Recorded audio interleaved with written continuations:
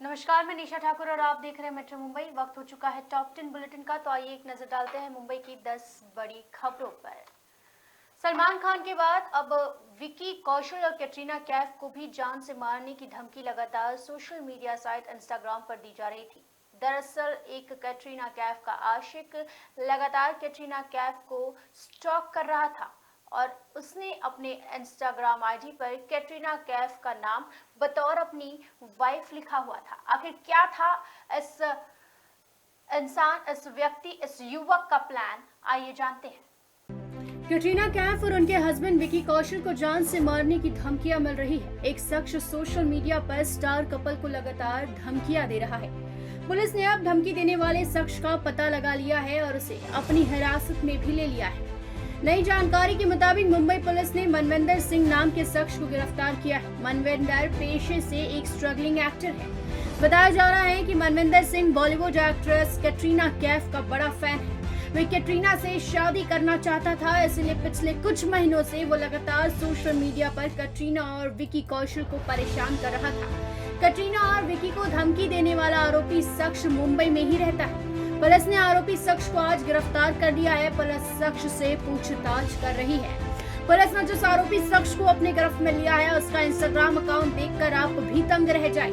इस शख्स ने इंस्टाग्राम पर अपना नाम किंग आदित्य राजपूत NVVIP लिखा हुआ है। प्रोफाइल बायो में शख्स ने खुद को एक्टर बताया हुआ है। सबसे शॉकिंग ये है कि शख्स ने बायो में माई गर्लफ्रेंड/वाइफ @कैटरीना कैफ लिखा है।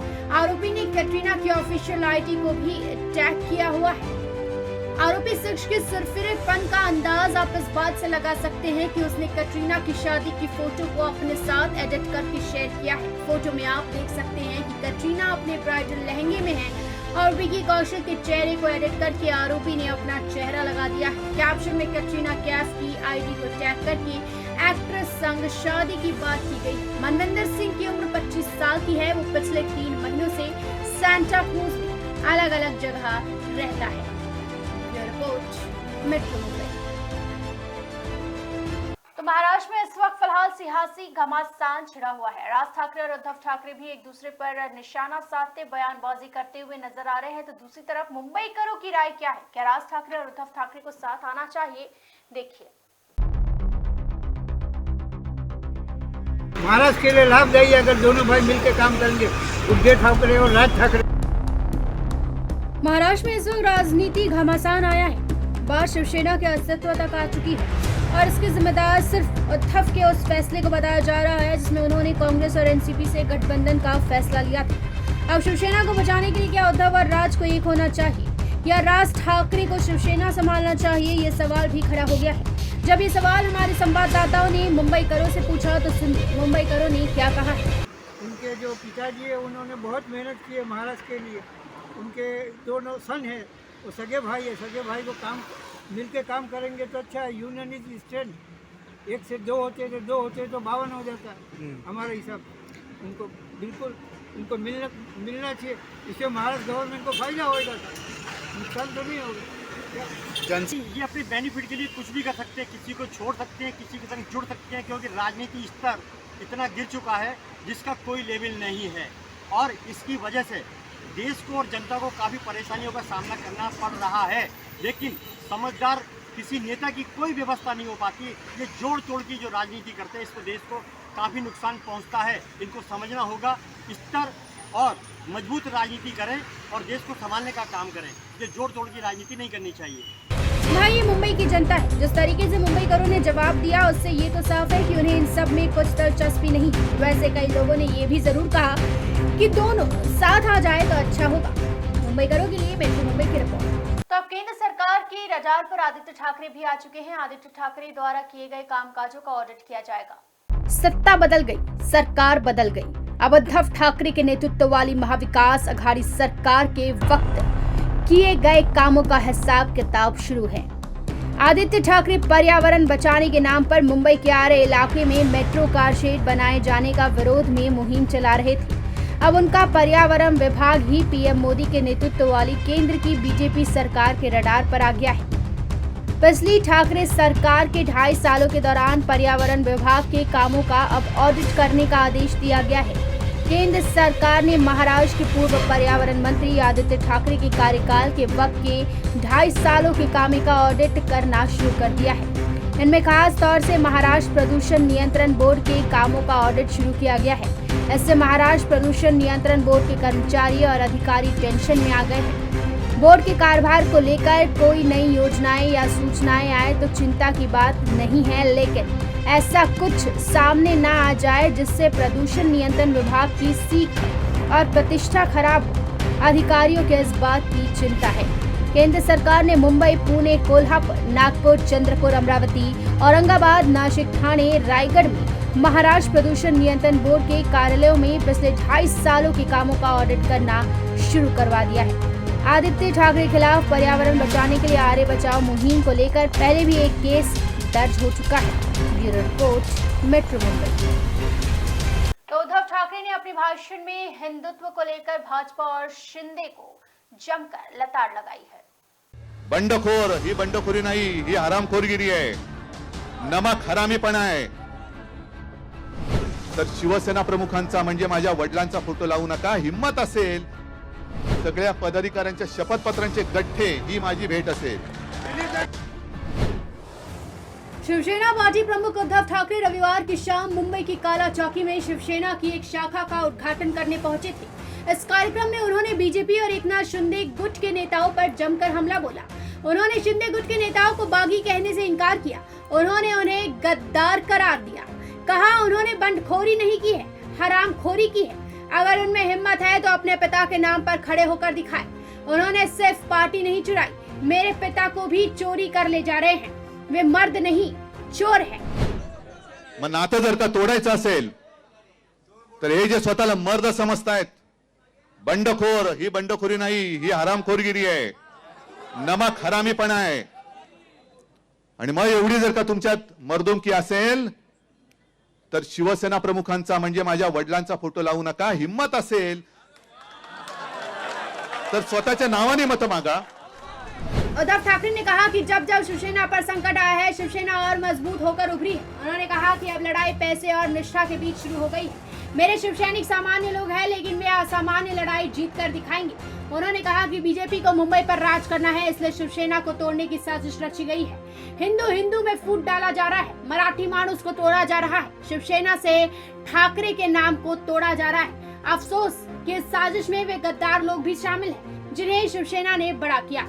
उद्धव ठाकरे ने कहा कि हमारे हिंदुत्व में और बीजेपी के हिंदुत्व में फर्क क्या है। बीजेपी राजनीति के लिए हिंदुत्व का इस्तेमाल करती है और हम हिंदुत्व के लिए राजनीति करते हैं। हमें तोड़ने की उनकी राजनीति कामयाब नहीं होगी। शिवसेना की जड़ें मजबूत है। वे गद्दार को असली शिवसेना बता रहे हैं। अगर वे असली शिवसेना और शिवसैनिक है तो ये कौन है?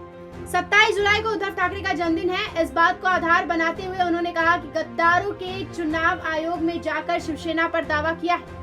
मुझे अपने जन्मदिन पर उपहार में फूलों का गुलदस्ता नहीं चाहिए। ज्यादा से ज्यादा कार्यकर्ता पार्टी में अपना रजिस्ट्रेशन करवाए और पार्टी की सदस्यता बढ़ाए, और जो पार्टी पदाधिकारी है वे शपथ पत्र में हस्ताक्षर कर मुझे सौंपे कि वे मेरे साथ खड़े हैं। बोलता बोलता बोललात की 2-4 दिवसांनंतर माझा वाढदिवस आहे, काय त्या वाढदिवस साजरा करून तुम्हाला काय मिळणार आहे मला नाहीये, पण जर तुम्हाला मला भेट द्यायची असेल तर मला फुलांचे गुच्छ नकोत। जरा थांब रे बाबा,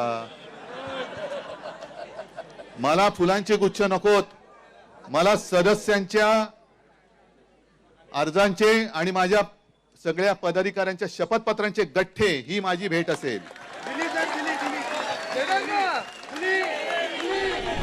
पैसे की लड़ाई में निष्ठा से जीत हासिल कर दिखानी है। Report, metro Mumbai. तो थाने में गड्ढे ने एक और की बलि ले ली। जी हां, गड्ढे में फंसकर एक बाइक सवार की मौत हो गई। महाराष्ट्र में ठाणे जिले के उल्लासनगर निवासी 46 वर्षीय एक व्यक्ति की सड़क हादसे में मौत हो गई है, जबकि पीछे बैठा एक अन्य व्यक्ति घायल हो गया है। दरअसल बाइक से यात्रा करने के दौरान ये मुंबई नासिक हाईवे पर रंजनौली नाके के पास गड्ढे में फंस गए और वे दोनों सड़क के विपरीत छोर पर जा गिरी। इसके तुरंत बाद एक तेज रफ्तार डंपर ट्रक ने सवार को कुचल दिया, जिससे उसकी मौके पर ही मौत हो गई। कोगांव पुलिस ने अज्ञात डंपर चालक के खिलाफ मामला दर्ज कर लिया है। ये घटना बीते शनिवार शाम को हुई है। मृतक की पहचान 46 वर्षीय ब्रजेश कुमार जायसवाल के रूप में हुई है। पीछे बैठे सवार की पहचान 22 वर्षीय राम शर्मा के रूप में हुई। जायसवाल एक ठेकेदार था, जबकि शर्मा एक मजदूर था जो उल्लासनगर से थाने जा रहे थे। शर्मा के अनुसार धीमी गति से चलने वाला ट्रैफिक था और इसीलिए जायसवाल ने कारों को ओवरटेक करने के लिए बाइक को सड़क के एकदम दाईं ओर ले गया। हालांकि इस दौरान बाइक का अगला पहिया गड्ढे में फंस गया और इसके कारण जायसवाल सड़क की दूसरी छोर पर गिर गया। जानकारी के मुताबिक बाइक के गड्ढे में फंसने के बाद मृतक गिर गया और तुरंत नासिक की ओर जा रहे एक डंपर ने उसे टक्कर मार दी। Bureau report, metro Mumbai. तो इलेक्शन कमीशन के खिलाफ अब उद्धव गुट सुप्रीम कोर्ट पहुंच चुका है और ये सवाल क्या है कि आखिर इलेक्शन कमीशन फैसला कैसे ले सकती है, जबकि विधायकों के निलंबन पर अब तक फैसला हुआ ही नहीं है। शिवसेना में सियासी उठापटक का सिलसिला रुकने का नाम नहीं ले रहा है। उद्धव गुट अपनी याचिका को लेकर एक बार फिर सुप्रीम कोर्ट पहुंच चुका है। उद्धव खेमे ने शीर्ष अदालत में एक याचिका दाखिल की। इस याचिका में चुनाव आयोग में पार्टी पर दावे को लेकर चल रही कार्रवाई को चुनौती दी गई। उद्धव गुट ने याचिका में कहा कि अभी शिंदे गुट के विधायक की अयोग्यता कार्रवाई का मामला लंबित है। ऐसे में आयोग ये तय नहीं कर सकता कि असली शिवसेना कौन है। दरअसल चुनाव आयोग में 8 अगस्त को शिंदे गुट और उद्धव गुट दोनों को पार्टी पर दावे को लेकर दस्तावेज देने हैं। चुनाव आयोग ने उद्धव गुट और शिंदे गुट की अगुवाई वाले शिवसेना के दोनों गुटों से पार्टी के चुनाव सिंबल पर उनके दावे को लेकर 8 अगस्त तक दस्तावेज जमा करने को कहा है। उद्धव गुट ने चुनाव आयोग की इसी कार्रवाई को याचिका के जरिए सुप्रीम कोर्ट में चुनौती दी है। महाराष्ट्र में नई सरकार के गठन के बाद भी शिवसेना की लड़ाई खत्म होती नहीं नजर आ रही है। शिवसेना में अब चुनाव चिन्ह को लेकर उद्धव ठाकरे और एकनाथ शिंदे गुट के बीच खींचतान शुरू हो गई है। चुनाव आयोग ने उद्धव ठाकरे और एकनाथ शिंदे की अगुवाई वाले शिवसेना के दोनों गुटों से पार्टी के चुनाव चिन्ह पर उनके दावों के समर्थन में दस्तावेज जमा करवाने को कहा है। चुनाव आयोग ने दोनों गुटों से 8 अगस्त तक दस्तावेज जमा करने के लिए कहा। आयोग के सूत्रों ने बताया कि दोनों पक्षों से दस्तावेज जमा करवाने के लिए कहा गया है, जिसमें पार्टी की विधायी और इकाइयों से समर्थन का पत्र और विरोधी गुटों के लिखित बयान शामिल होंगे। ये रिपोर्ट, मेट्रो मुंबई। तो लोकल ट्रेन, मुंबई की लोकल ट्रेन जो कि मुंबई की लाइफलाइन मानी जाती है, आए दिन लोकल ट्रेन से कई वीडियोस वायरल होते हैं। एक वीडियो ऐसा है जो लोगों के दिलों को छू रहा है।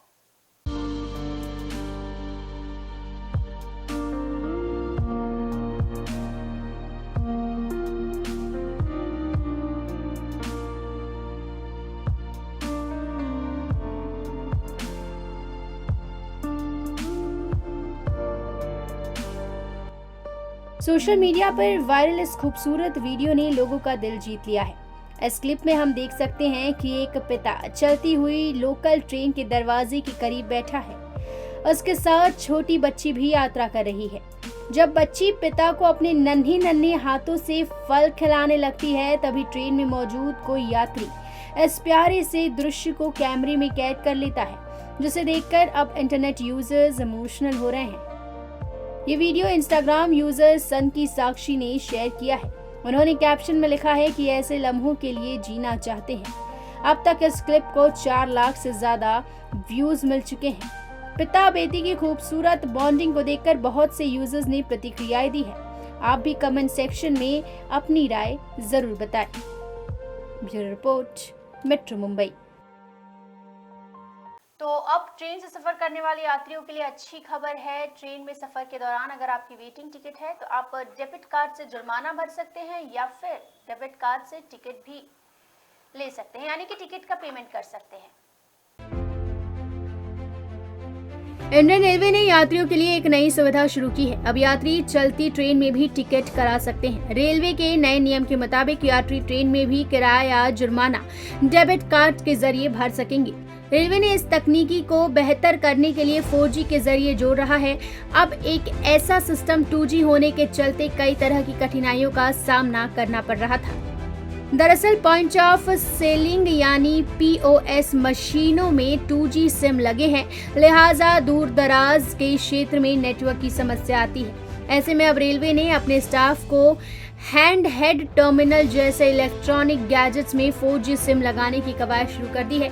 इसके बाद ऑनलाइन पेमेंट किया जा सकेगा। रेलवे बोर्ड के मुताबिक देश भर में 36,000 से ज्यादा ट्रेन में TTE को पॉइंट ऑफ सेल मशीन मुहैया कराई जा चुकी है, ताकि बिना टिकट यात्रा करने वाले या स्लीपर या टिकट लेकर AC में सफर करने वालों को अतिरिक्त पैसे लेकर टिकट दिया जा सके। Bureau report, metro Mumbai. तो मुंबई सहित महाराष्ट्र के कई इलाकों में अगले कुछ दिनों में भारी बारिश का अलर्ट जारी किया गया है। महाराष्ट्र में देश के 6 राज्यों में एक बार फिर बरसात ने जोर पकड़ना शुरू कर दिया है। राज्य के मराठवाड़ा और विदर्भ क्षेत्रों में येलो अलर्ट जारी किया गया है। रविवार को विदर्भ और मराठवाड़ा के कई इलाकों में मूसलाधार बरसात हुई। इसके बाद मौसम विभाग ने इन दोनों क्षेत्रों में येलो अलर्ट जारी कर दिया। विदर्भ के चंद्रपुर, गोंडिया, गढ़चिरौली में और उत्तरी कोंकण के पालघर में रविवार को मूसलाधार बरसात हुई। नासिक जिले में भी कई ठिकानों पर मूसलाधार बरसात हुई। अब अगले 3 दिनों तक राज्य के कई इलाकों में कहीं जोरदार तो कहीं मध्यम बारिश होने का अनुमान है। खासकर विदर्भ में बादलों की गड़गड़ाहट और बिजलियों की कड़कड़ाहट के साथ जमकर बारिश होगी। कुछ दिनों पहले विदर्भ के कई इलाकों में बाढ़ जैसे हालात थे। इसके बाद बारिश का जोर थमा तो राहत कार्यों में तेजी लाई गई। रविवार से एक बार फिर बरसात ने जोर पकड़ा है। मौसम विभाग ने नागपुर, गढ़चिरौली, चंद्रपुर, गोंडिया जिले में जोरदार बारिश होने का अनुमान जताया है। इसके अलावा मराठवाड़ा और उत्तर महाराष्ट्र के भी कुछ ठिकानों में रेन अलर्ट जारी कर दिया गया है। Bureau report, metro Mumbai. तो RBI ने मुंबई के येस बैंक पर प्रतिबंध लगाया। आखिर किस तरीके का प्रतिबंध लगाया गया है, देखिए रिपोर्ट।